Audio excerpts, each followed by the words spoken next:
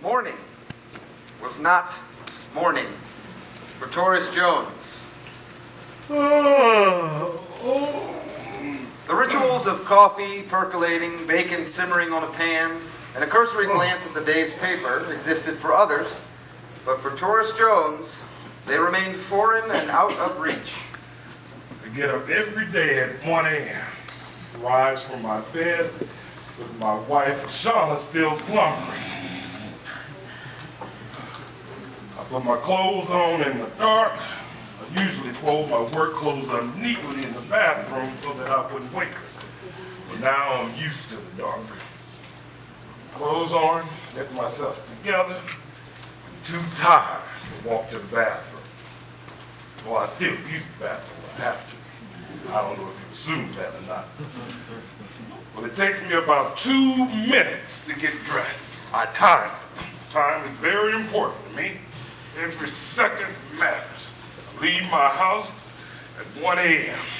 Taurus lives in a one-bedroom apartment with his wife and his 2 children, Janasia and Jawan.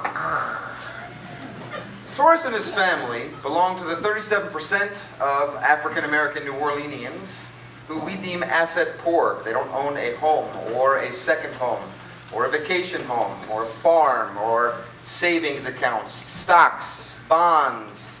They don't own life insurance policies. Those are the tangible assets that Taurus and his family did not know. And as far as the tangible, Let's not talk about the intangible. Fair enough. They, the kids, sleep in the living room on the 2 sofas we rent to own. 2 more months and we'll be done paying for one of them.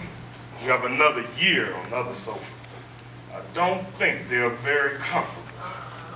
Now, this was a time when many of the residents of New Orleans were still celebrating in the bars that littered the streets that Taurus walked. Oh, hey, man, hey. Hey, how you doing? You doing good? Yeah. Doing good? Yeah. Good. Hey, man, can I ask you a question? Sure. Which way is Bourbon Street? You're on it. I am? Yeah.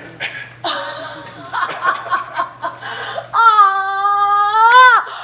on Bourbon Street! Yeah, I'm doing it! Now, Taurus had not had a morning cup of coffee in 7 months. You see, coffee had been deemed a luxury in Taurus's home, and his household had not seen a luxury in 7 months. I never had any dreams I'd be selling papers on the street. When I was younger, little boy, I used to play basketball with my friends, mowed an occasional lawn, did whatever I could to get by in school so my mama and them wouldn't yell at me. But now, as a 40-year-old man... Taurus Jones is 45. Well, now, as a 45-year-old man, I find myself selling papers on the street. Taurus Jones! Hey, Taurus, my man! Listen up, buddy. You gotta sell them all today. This is Paul, my boss. I think his last name is Strauss. Well, the last time I called him Mr. Strauss... Hey, why you gotta call me that, dude? I'm younger than you, man. Just call me Paul, okay? Paul. P-A-U-L. Paul. Seriously, though. Just Paul. Okay? Can't talk right now. I'm training a newbie. Well, there isn't much to this job. Anyone can do it. I'm 35.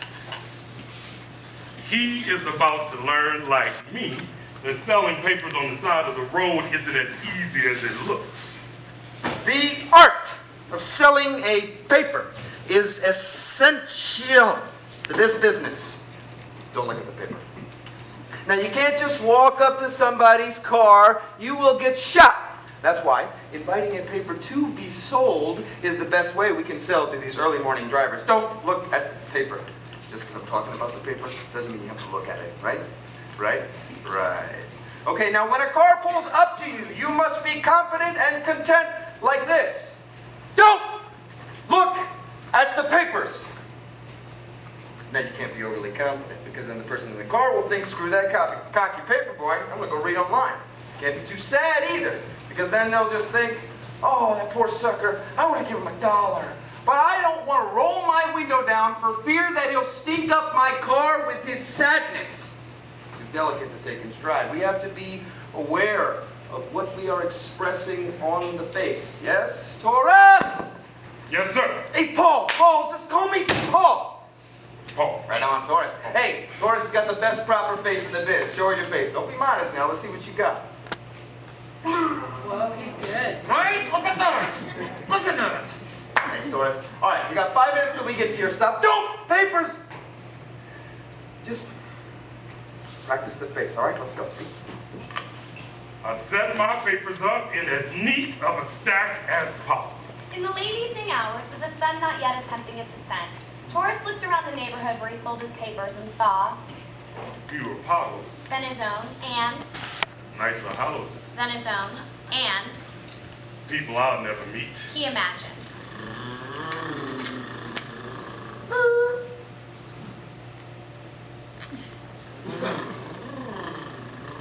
Well, I don't enjoy work, but it does have a rhythm to it that I can sort of slip into on occasion.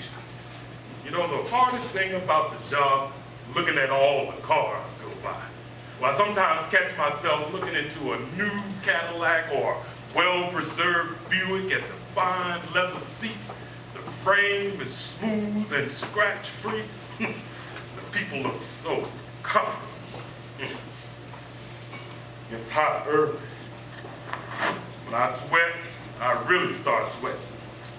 Then I see the sweat stains on my shirt, and I imagine if they have any in that car. The next car stole Torres's attention fully. He wondered. What it would take to buy a car like that. I wonder how many uninterrupted paper selling, dishwashing, handyman work, belt tightening it would take before I could afford a car like that. So, what, you see something you like? The voice broke Torres's trance. He turned to see A very comfortable looking gentleman with a gold cup of bourbon in his car. I have always considered myself a fan of bourbon, but that, like coffee, was a luxury. and he had not had luxuries in 7 months. But my sense of smell is strong, and I recognize the amber glaze in his eyes. See something you like, I said. I was just looking awful close in my car here. You want to buy paper? What?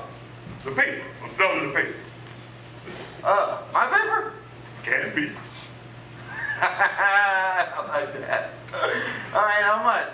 $1.75. All right, let me take 2 of them. Thanks, man. Hey, you're gonna make it, man.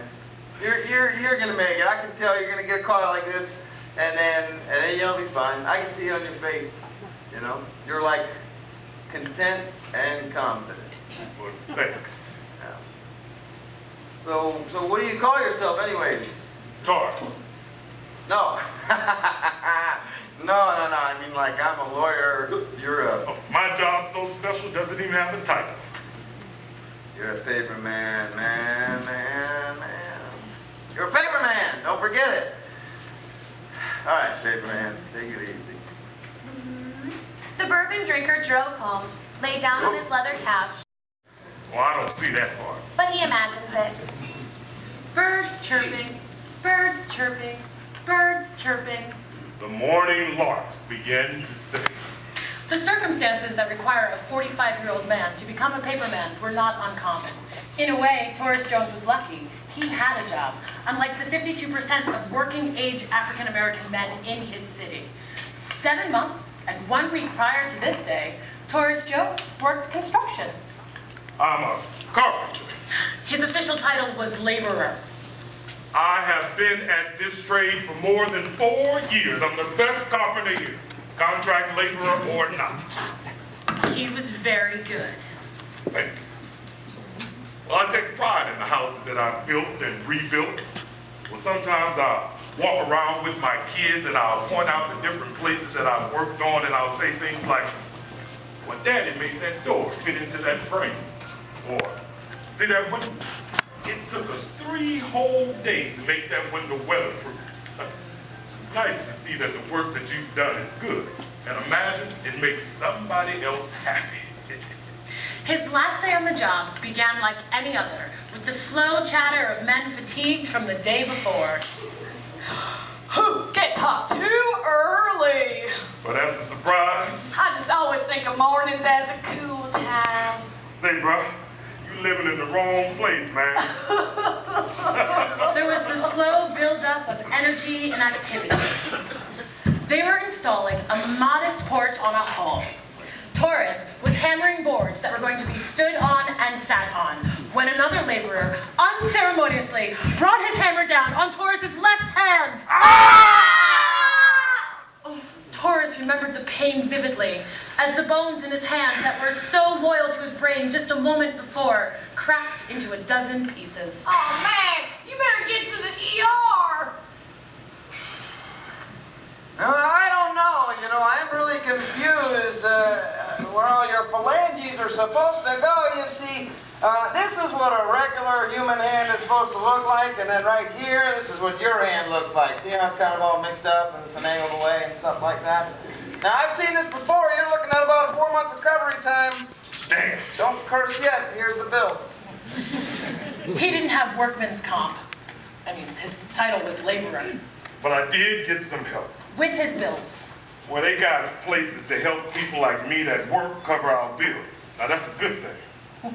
But it wasn't enough. It wasn't enough to pay for all of the food, rent, transportation, water, electricity, socks, shoes, toilet paper, paper towels, brooms, and other common necessities he needed to live and to buy. So Torres found himself Neck deep. in bills. Guess I'll get along. And so he walked to his bank. Where I have a checking account. And what is your annual income? Nothing. That's why I need a loan. That's funny. Unfortunately, I can't give you a loan without a job. But I'm about to get a job selling papers on the street. Well, great. Do that for a while and then come on back. Well, how am I supposed to pay for my bills? Is that a real question? And Torres felt the whole bank laugh at him.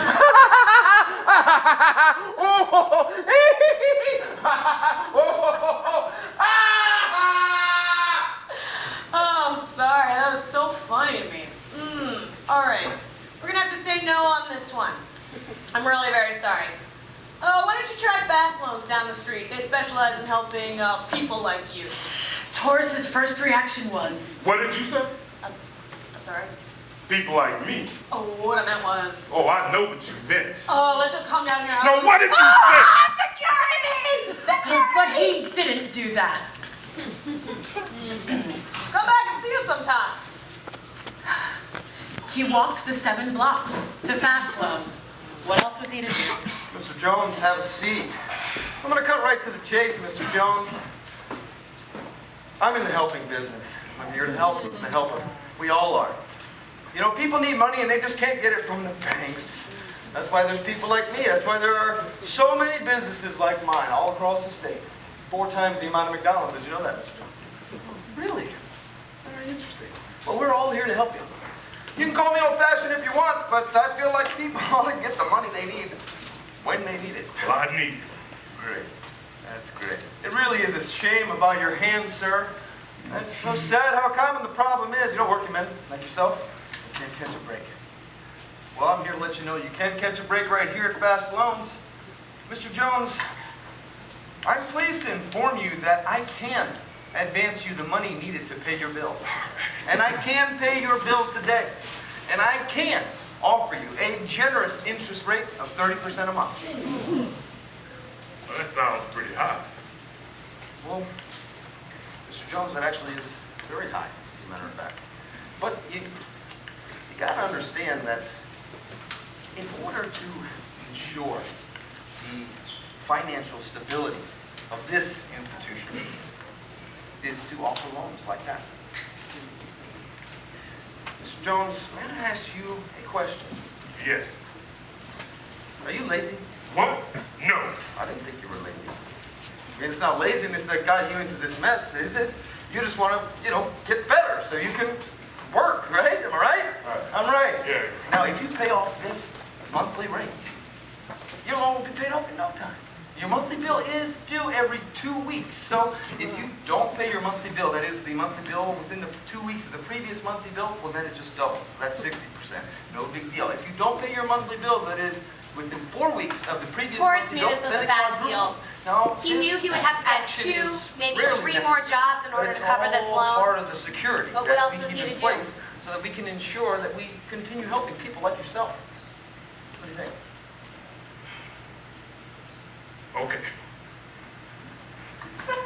And the debt piled up. He got the paper out, but it wasn't enough to cover the bills and the loan. And the debt piled up. He got a job at a local restaurant washing dishes. And the debt piled up. McDonald's, can collecting, and house gutting, and still, The debt piled up. they were stretched thin. And we were about to get stretched even thinner. Remember Taurus's wife? That's her, Ashana. We mentioned her in the beginning of the play. Hi, I'm Ashana. You heard me snoring earlier. Sorry about that. Don't worry about it. Oh, thanks. Should I? Please. Yeah. I wake up every day at 4:30. I let my kids sleep for 10 minutes after that. I lay their uniforms on the armrests of the couches, so when they do get up, they can get ready immediately. When they wake up at 4:40, they have exactly 20 minutes to catch the bus. Once they catch their bus, I walk to my bus stop to catch the 5:15 to take me to my job at insert name of box store. This job pays me $9 an hour. Sometimes the bus comes on time. Good morning, Mrs. Jones. You look lovely today. Mostly, the bus is late. 10 minutes, Good morning. 15 minutes, Morning. 20 minutes. Get on the bus. My boss lacks empathy. Good luck.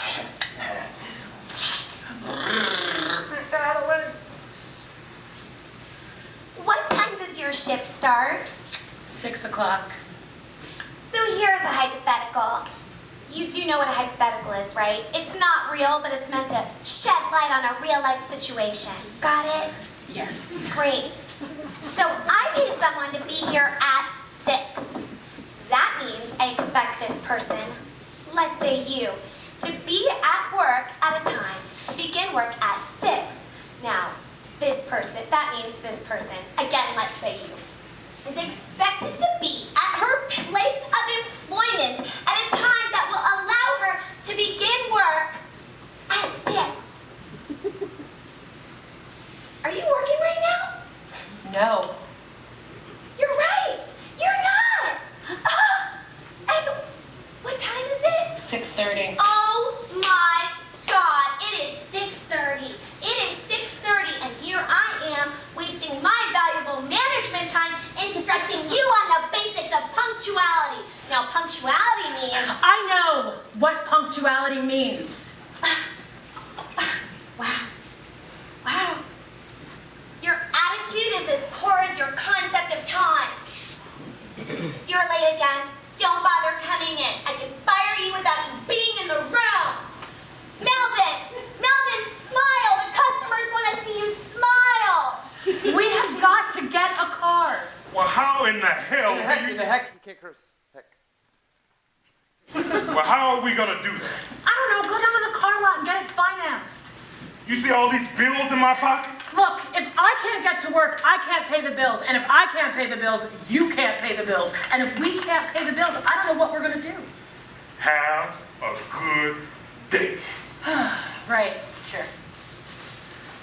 Taurus takes out the trash at Sheila's brunch at lunch. The proprietor, Sheila, that's me, is sympathetic to people like Taurus. Look, folks need help and folks need to work, and he's a good worker too. Oh sure, he doesn't talk much, but he's always on time. He doesn't complain, and I've never seen him eating off the plates. I've had a boatload of dishwashers doing that, and it's disgusting. Now make sure you double bag the cans, huh? The time is 2:15. And I always get drowsy at this time of the day. The soreness in my feet, my back, form into one dull pain across my entire body. This is, in my opinion, the best time to take a break. Crowds have subsided, the rush is over. People rarely come into Sheila's at 2:30 after we close. Horace, table 7's gotta be booked. We've got customers. I stand slowly, wander into the dining room. There I see a man sitting at the table, not too different from me. He looks Tired and stressed. as if he's been working a long time too, where he was having lunch with a friend. He's just got to learn the responsibility of having a car. You know, I mean, he can get himself to school, he can pick up his little sister, he can help out the whole family, and he just got to get in that car. Yeah, how are you gonna do that? You ain't got no money. I know. I'll just get it financed. Where? I heard they give good deals, automotives. Nothing, too fancy or anything. I don't want him to be able to show off. Not that I could afford that anyway, but just something small and simple, like my dad got me. Excuse me. Oh, thank you. I mean, my credit score is 620. So it's not. It sucks. It does. But I think it'll be okay. I'll just get him a really cheap car, and who knows, maybe he'll get a job too. I mean, I can't be the only one making money. When 4 o'clock, I'm done. I have 2 hours to get to the car lot before they close. And I tried to remember what Ashana told me what to ask for. Look for a Honda Civic. They last a long time. Or a Toyota Corolla. They last a long time. We need a car that will last a long time. Something that'll run 2 days on $5 worth of gas.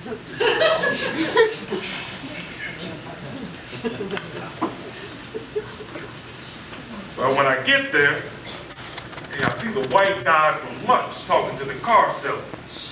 I think this car is a great starter for a young man like your son. Now, there's no money down, which is perfectly fine. Okay. With your credit score, I'm most comfortable financing this car for $111 a month. Okay. It's cost $6,000 after all, and I think we'll be able to give you an interest rate of 4.5%, making your total interest paid $711. How's that sound? That sounds great. So clear and easy. Congratulations, sir. You just got a car. Go talk to Gladys at the front desk. She'll get you started on all the paperwork. Don't forget your free keychain. I really appreciate it. We're here to help. Thanks. Help you, sir? Well, I tell the car salesman why the car is so vital.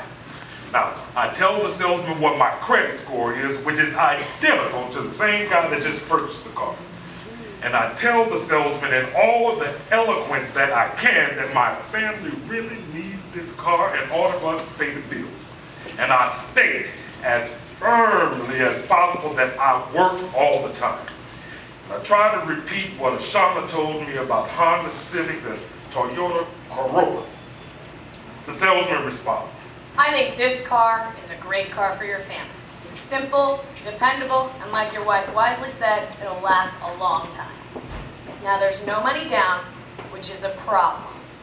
Normally, we ask that a customer have some money to put on the table as a sign of good faith. I understand your situation, and I sympathize, but with your credit score, The same as the man who just purchased a car. I'm not completely comfortable financing this car for anything less than $124 a month. The car costs $6,000 after all. And I think we're going to have to give you an interest rate of 18%, making your total interest paid $2,496, and that's the best we can do. He had worked all day. His mind and body ached. He knew that this deal was crap.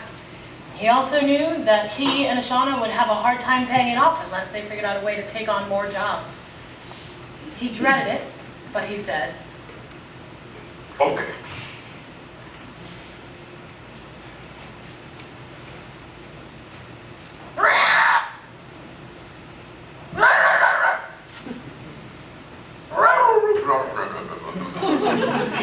He drove the car off the lot. It smelled like cigarettes, and it shook at every stoplight, and it needed gas. Taurus just felt that he brought himself a lemon. But he thought of his family and of being facts and figures living below the poverty line. What else am I gonna do? He didn't have any answers.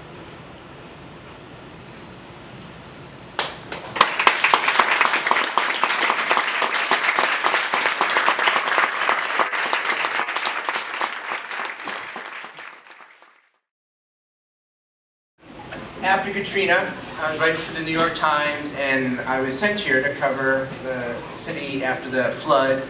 I lasted 8 months. Turns out I'm really allergic to mold. I didn't know that before I arrived. Your city was very moldy. And the plan was to move me here. Couldn't take it, but I never let go of it, and for the last 3-4 years, I've been coming every 2 or 3 months here to report on this book, Katrina After the Flood, which will be coming out in August, as Andy just mentioned. But I'm here to talk about the few years I hung out on the subprime fringes. It was 2008, and there was a global recession. And I had this idea of looking at businesses for whom hard times would be good times. Pawnbrokers, payday lenders, rent-a-center. What I came to think of is the poverty industry, or Poverty Inc. Now, businesses catering to those living on the fringes aren't new. We've had pawnbrokers on this planet for centuries. Since the 1930s, we've had check cashers. In the 1960s, rent-to-own shops started opening around the country. What's changed in the past few decades is these businesses have become big business. The poor have become big business to the point where Wall Street is paying attention, where these companies are going public. The pawnbroker is not just the mom and pop store, but Cash America, which has 900 stores across America and brings in $1 billion in revenue a year. There are now 6 publicly traded check cashing companies, or 7 if you include Walmart, which got into the check cashing business a few years back. Where in the old days, a check casher or a pawnbroker could have a nice house, buy a big car, buy the missus a fur coat. Now these folks are making tens of millions of dollars a year, if not hundreds of millions of dollars a year. I used to think of rent-to-own as a splinter business. The genius of rent-to-own is they figured out how to sell the same living room set that somebody with good credit and a credit card could buy for $600, but they get, over time, $1,400 or $1,600. But maybe its real brilliance is the way they've scaled it. Rent-a-center, which you see everywhere around the city, everywhere around the country, brings in $3 billion in revenue a year and $200 million in profits. Yet the poverty business isn't just old-line businesses going Wall Street. Poverty business has been fertile ground for innovation. If I had to describe my book, it would be profiling, writing about the pioneers of subprime. So take the subprime mortgage. There used to be a cap on the interest rate that a mortgage lender could charge. But at the start of the 1980s, the federal government lifted that cap, and lo and behold, you saw lenders around the country coming up with mortgages, home loans, that charge 16% interest rate, 18%, 20%, 25%, sometimes more. And as we saw with Taurus in this play, if you don't have a choice, you don't have a choice. You want to own a home, you take it.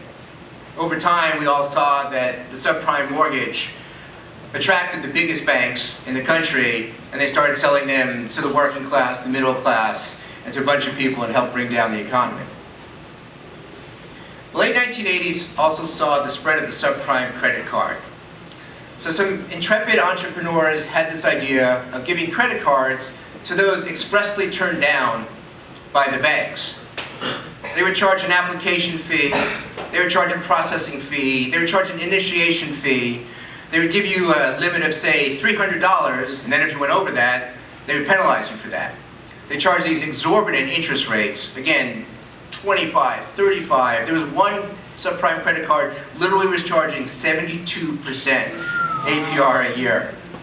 Eventually, the big mainstream banks, the big brand name banks we all know, got into the subprime credit card business because it proved so lucrative.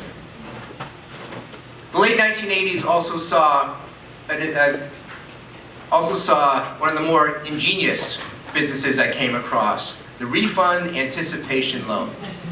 So there are people out there who are so desperate for their money to pay the rent, whatever it is, that they will pay extra to have their tax refund come today rather than waiting a week or two.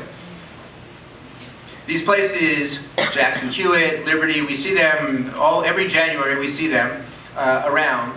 They charge a few $100s to do the actual taxes, even though it's a very simple form.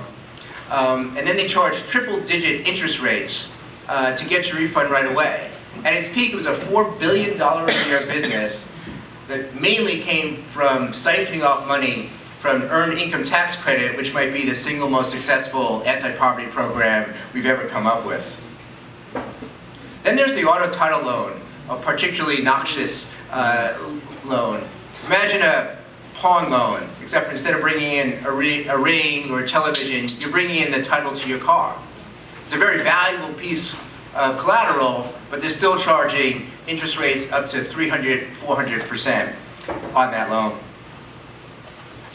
It was also in the 1990s that the payday loan industry was born. A payday loan is a short-term loan, typically 2 weeks long, against your next paycheck, against a Social Security check, against an unemployment check. Typically, they'll have interest rates of 400% or higher. In a way, it's the most incredible of the Poverty Inc. businesses I wrote about. The first store started showing up in 1993. By 2006, just 13 years later, there were more payday loan stores in this country than there were McDonald's and Burger King combined. So how did it spread so fast? Some of it they had just great timing. Economists look at the wages of the bottom 50%, and they've been stagnant since the 70s and 80s, and the payday loan was a way to make up the gap. The banks also helped. They were these big companies, these big chains that we see all around us now, were funded with hundreds of millions of dollars from the biggest, most respected banks in this country. They also got a lot of help from state legislators around the country. The big payday chains have spent tens of millions of dollars on lobbyists to get exemptions from the usury cap. Most every state in this country, Louisiana included, has a cap on the interest rate that a lender could charge. But they were able to convince them that this is an emergency loan, this is a short-term loan. And so despite the usury cap, they're charging these exorbitant rates. Today, there are no less than 7 publicly traded companies in the payday business. The father of the payday loan was a small-time debt collector living in Cleveland, Tennessee, named Alan Jones. I invented the payday loan, he told me the first time I talked to him. The rest of them just copied me. Actually, that's not quite true. Jones was more like Christopher Columbus, searching for spices in the Far East and discovering America. He wanted to expand his debt collection agency in Tennessee, so he flew to another corner of the state to meet with this guy he knew. He found him in this abandoned gas station. The paint on the walls is peeling, and he thinks to himself, I think I have the manager I'm looking for. But the guy wasn't interested. It turns out that he was making these loans of $100, $200 to these people who needed money before their next paycheck. Borrow $100, pay me $120 when you get your paycheck. Jones might have been disappointed, but the light bulb went off. An abandoned gas station, peeling walls, this is a pretty low overhead business. He started thinking in his mind, like, $20 on $100? That's over 500% on your money when it's on the street. Gets back to Cleveland, Tennessee, opens up his first payday shop less than 4 weeks later, ends up selling the debt collection business so he could put every dime into the payday loan business. He now has 1,200 stores across the country. I'd spent 2 days with Jones in Cleveland, Tennessee. Really wasn't easy to gain access. At first he said, yeah, come on down. But then I follow up with emails and phone calls, and I'm not hearing anything. But I really wanted to meet this guy. Again, this idea of this book is I really wanted to understand the businesses, what they made them tick, how they spread and all. And so I started contacting people in Cleveland, Tennessee, hoping word would get back to him that this reporter was asking questions. And 2 days before I was going to show up in town, I sent him an email with my contact information saying I was showing up. Not 30 minutes later, my cell phone rings, and that's how me and Alan Jones became BFFs. He showed me where he grew up. He showed me the hospital where he was born. We had a couple of meals together. He took me to a wrestling match. Really into wrestling. I went out drinking with him and his friends. He showed me his house, and he even invited me to watch the Super Bowl the next day. But I declined, because even BFFs need a little bit of time apart. Now, Jones wasn't the most progressive man on race that I've ever met. We're driving around, and the racial makeup of his town comes up. And I asked him, what is the racial makeup? He goes, the town has just enough blacks to put together a good basketball team, but not so many that the good people of Tennessee have to worry about, of Cleveland, Tennessee have to worry about crime. That's why I can leave my keys in the car, he told me. That's why I don't have to lock my door. I started to muster a protest, but he cut me off. You don't like what I'm saying, but I'm just telling you the way it is. Now, in some ways, Jones is an amazing story. He's a small-town debt collector who had built this small empire. His home was something to behold. I don't know if you guys have heard of the Biltmore Mansion in North Carolina. Asheville, thank you. Asheville, North Carolina. But he decided he wanted a replica of it. Shaved off the top of a hill, built the replica, but this one has 2 elevators in it. He built two man-made lakes, but wanted fish so he could go trout fishing with his kids. So he bought the trout from a lady nearby for $7,000, ruined her lake, but now his lake had the trout. Had a regulation-sized football field on his property, a stable, 2 private jets, and an enormous yacht he bought from the former King of Spain. Yet one of his main aims when we got together was to prove to me that payday lending wasn't as lucrative as people might think. At that time, consumer advocates were attacking payday lenders for charging such high interest rates. They're loan sharks, they were saying. Though I do want to point out that a loan shark charges about 150% APR per year on a loan, and they're charging 400% or more. The consumer advocates were talking about the single mom with 2 kids trying to get by on $20,000 a year, and Jones was feeling sorry for himself given all the attacks on payday, and he felt really misunderstood. This notion that payday wasn't as lucrative as one might think came up that first day when we had lunch. Sure, he gets to charge interest rates of 400%, 500%, more in Louisiana actually. But there's also the cost of running a store. There's the rent, there's the employees, and defaults from the people who end up not paying the loan. He pushes aside the dishes, takes out a calculator, starts punching in numbers. Turns out that each store makes about $8 per hour. He asked me, does that sound like a lot? Rather than answer, I asked if I could borrow his calculator. Just told me how much he made an hour, how much his stores made an hour. I multiplied it by the number of hours it was open, and I multiplied it by his 1,200 stores. Turns out that he was bringing home, personally, $25 million a year in profits. I didn't tell him then, but I'll say it now. Yeah, that does sound like a lot of money to me. So now Alan Jones's chain, Check It to Cash, is really big in Louisiana. There's more than 50 of them around the state. But so too is Advance America, and Ace, and Cash America, and every other big chain into payday lending. And it's no wonder. The state law in Louisiana allows payday lenders to charge just about the highest rate in this country.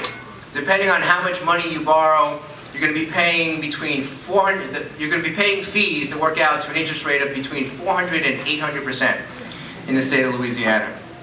There's a greater concentration of payday lenders here than almost any other state. As the play said, there are 4 payday lenders for every McDonald's you see. So now I've been driving around New Orleans for years. You see these you see these chains in the central business district. I saw on the drive here, there's an Ace about 3 or 4 blocks away on St. Claude. You see them in Central City. You see them in Mid-City. You see them all over New Orleans East, just off the highway. And you also see them in Metairie, La Place, Westfico, did I say that right? Harmony, Thibodeau, Herrera, everywhere. That was one of the things that really surprised me in doing this book. The proliferation of these stores. They're in the inner city, they're in the working class neighborhoods, they're in the suburbs, they're in the exurbs. These are sophisticated companies with big marketing departments and big research departments. Anywhere there's a concentration of people trying to get by at $20,000 a year, $30,000 a year, they're opening these stores there. Now, I want to stress that I don't think there's anything wrong with businesses catering to those of modest means. New Orleans' own Liberty Bank, today one of the 10 largest black-owned banks in the country, but in the early 70s, when it opened up, it was just a trailer. And they specialized in what are called installment loans. At the time, someone who needed to buy a bedroom set, this is before rent-to-own became a big deal, a bedroom set, a dining room set, a new refrigerator, you go to an installment lender like Household Finance, the Money Store, Beneficial, and take out one of these loans. Alden McDonald had the idea, I'll offer these kind of loans, but instead of charging the 14, 18, 20% a year that these places were offering, he was offering a loan of 6% or so. A few years back, Liberty started offering a payday loan alternative. They're charging an APR of 19.9% a year rather than the 400 to 800% they could by law charge here. If you pay off that first loan, your next rate is 15% APR. McDonald says they're not quite profitable yet, but the product is close. And so you see that on a product that's paying 20% a year, he's almost profitable versus these other stores that are charging 400 to 800% a year. That's what most bothered me doing this research. Not that these businesses make profits. Every business has to make a profit if they're going to keep their door open.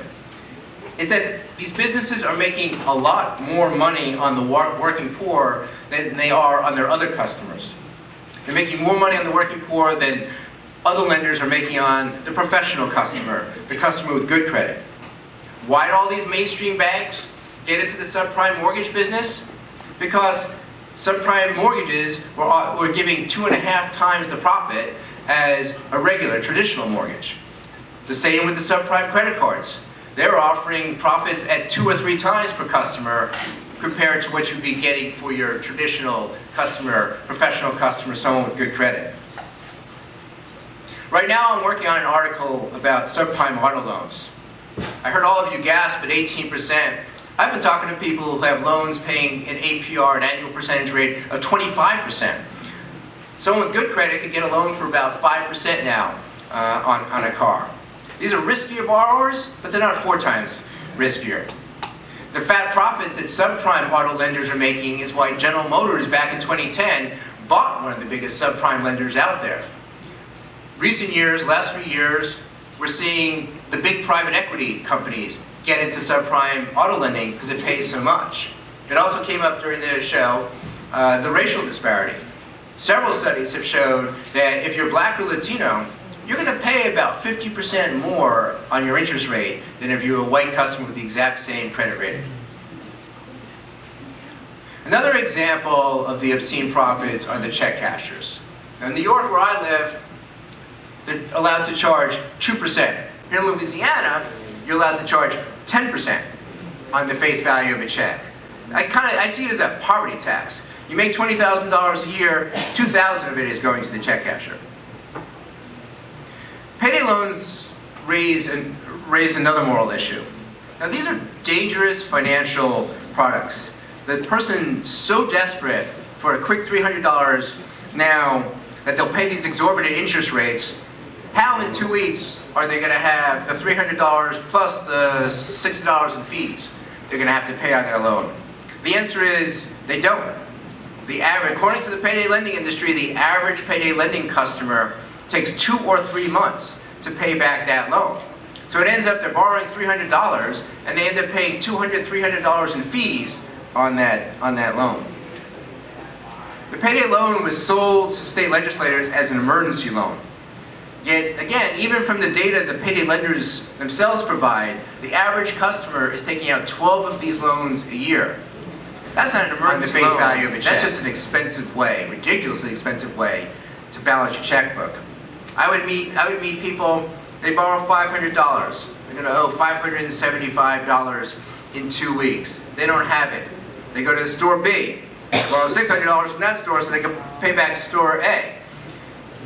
Over time, they owe 1, 2, 3 of these stores. I met someone, their car broke down. They needed $400 to fix their car. A year and a half later, they paid like $8,000 in fees and they were declaring bankruptcy. I spoke to several former payday lending employees, store managers. They were instructed on what their bosses called the upsell.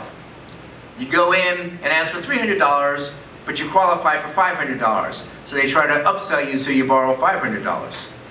One chain routinely phoned people who hadn't been in the store, emergency loans, routinely phoned people who hadn't been in the store in 60 days. Surely, Mrs. Jones, you could use that extra money for something. Why don't you buy yourself something? All the big chains had these little cards right by the window that offer $20 off your next payday loan if you bring in a coworker, a relative, a friend. Yet, I'm not just here to share grim tales, make you gasp over these kind of statistics. But I also want to let you know there is hope. Locales around the country are fighting back against the payday lenders and other high-price lenders, and in some cases they're winning. One way is to change the market. Nonprofits, credit unions, others are offering cheaper alternatives to payday loans like Liberty Bank is doing. Nonprofits in Cleveland, Kansas City, San Francisco, other places I visited are offering these cheaper payday loan products that charge APRs of between 12% a year and 36% a year. In North Carolina, the big credit union covering the teachers and the state employees, they offer a payday product that charges an annual interest rate of 12% a year. They allow customers to pay back in installments, $50 every 2 weeks, as opposed to the big chains, which is all or nothing. You show up with all the money, or we're going to roll it over and you're going to just pay the fees and owe even more money in 2 weeks. He told me, by the way, it's his single most profitable product, even though he's just charging 12%. And what I'm really impressed by is that he has a component where you, as you're paying back the payday loan, a little piece of it is going into a savings account. So by the time you've paid back your loan, you now have a few $100s in a savings account.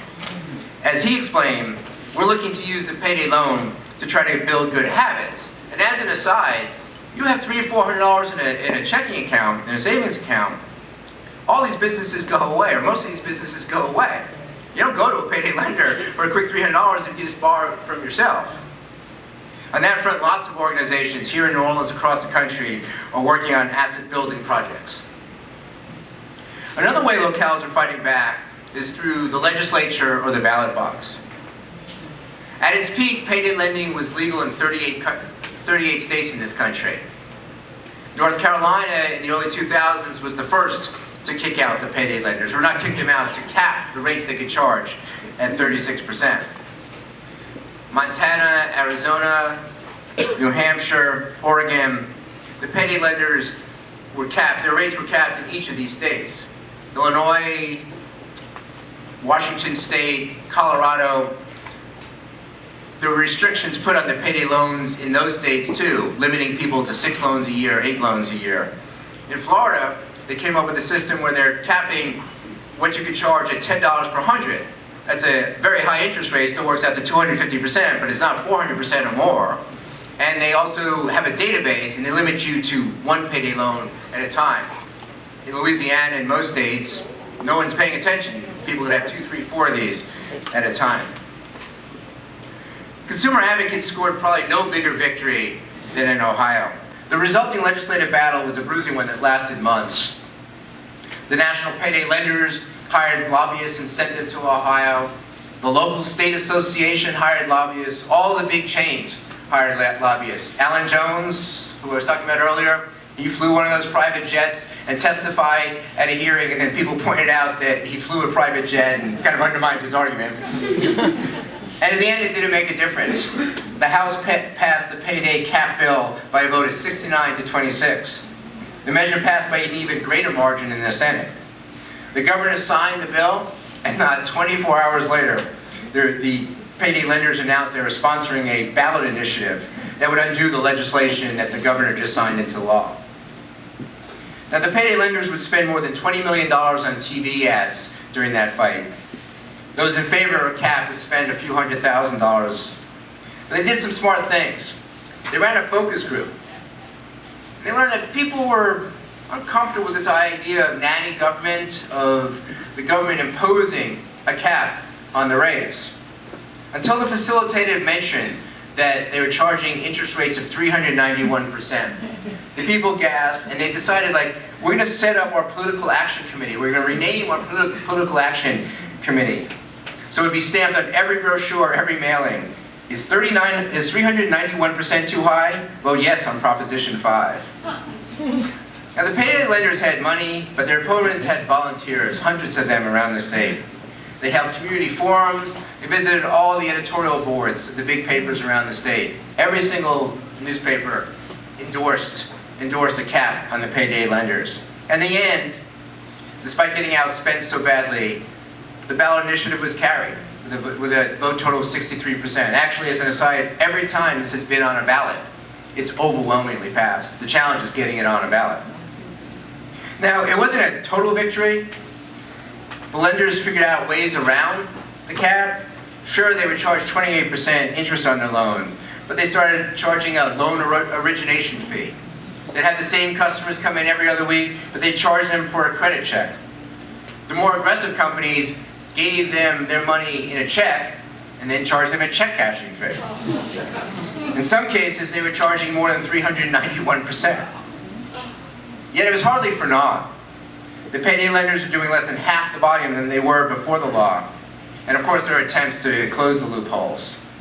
And to me, what that underscores is the opponents need to be vigilant in the battle, and one that needs to be fought on every single front. Thank you.